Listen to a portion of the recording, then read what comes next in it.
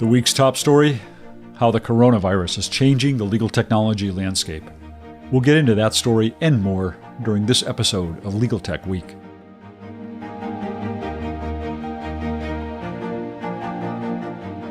Legal Tech Week is a podcast that rounds out the week's top legal tech news and offers commentary and analysis from experts in the field. I'm your host, Bob Ambrogi, publisher of the Legal Tech blog, Law Sites, and host of the legal innovation podcast, Law Next. Let's get started with the headlines. As the legal profession scrambled to adjust to a new reality of sheltering in place and quarantines, legal technology took center stage. On Monday, practice management company Clio committed a whopping $1 million to a disaster relief fund, and other companies also stepped up to offer free products and services. On Thursday, document technology company Litera announced that it has acquired Best Authority, a leading product for creating tables of authorities in legal briefs. Also on Thursday, the legal research company Casetext announced that it has raised a new funding round of $8.2 million, bringing its total funding to more than $40 million. And in the UK, VLEX, the International Legal Research Service, formally launched its new legal research platform that incorporates Justice, the UK legal research service VLEX acquired last year. So those are the headlines. Now let's go into more depth. The overarching theme this week, of course, was a legal profession scrambling to adjust to a new reality of sheltering in place and quarantines.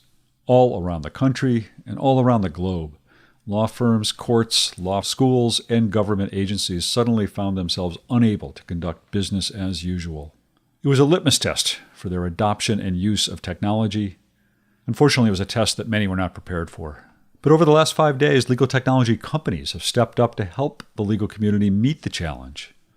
The week started with news that Clio, the practice management company, was committing $1 million of its own money to a disaster relief fund to help the legal community get through the challenges and hurdles brought on by the COVID-19 pandemic.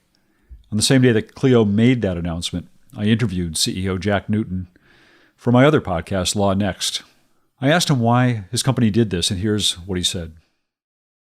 We looked at it as an opportunity to provide leadership when leadership through these uncharted waters was sorely needed. And, pretty quickly, last week, once we'd made the pivot to working from home and successfully embracing this new world at Clio, our minds pretty quickly went to our customers and started thinking about how do we help our customers navigate this challenge. But Clio was not the only legal tech company to step up. So many began to extend offers of free products and services that I created a special page on my blog to try to keep track of them all. If you're interested, you can find that at lawsitesblog.com/coronavirus-resources. Meanwhile, the business of legal technology continued on this week with a couple of notable announcements. On Thursday, the document technology company Litera announced that it's acquired Best Authority, a product for creating tables of authorities in legal briefs. This is notable for a couple of reasons. For one, Best Authority is generally considered to be, the best product of its kind.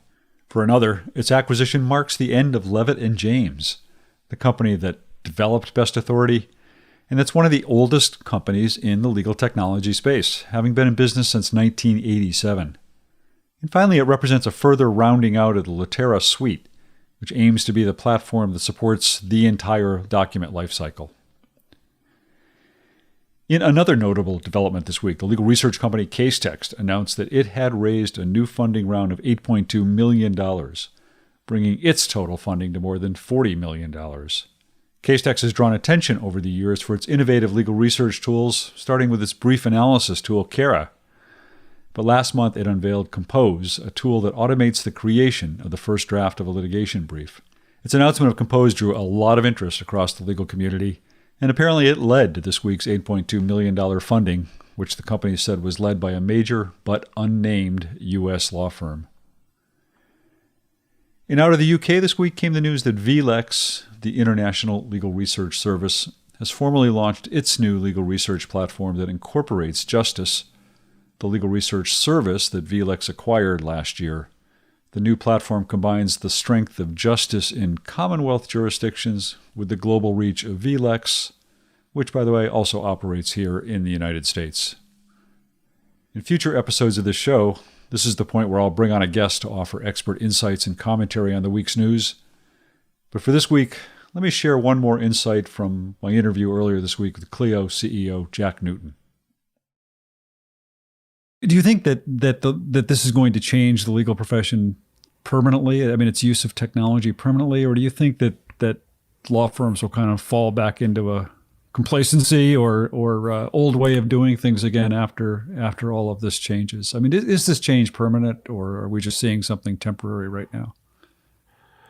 Yeah, I really believe that we're going to see a new normal emerge for the way that law firms work and the way that many businesses work. I don't think there is returning to normal. And especially if we think about this stretching out, for a period of months, we're going to build brand new muscles that didn't exist, just 2 weeks ago.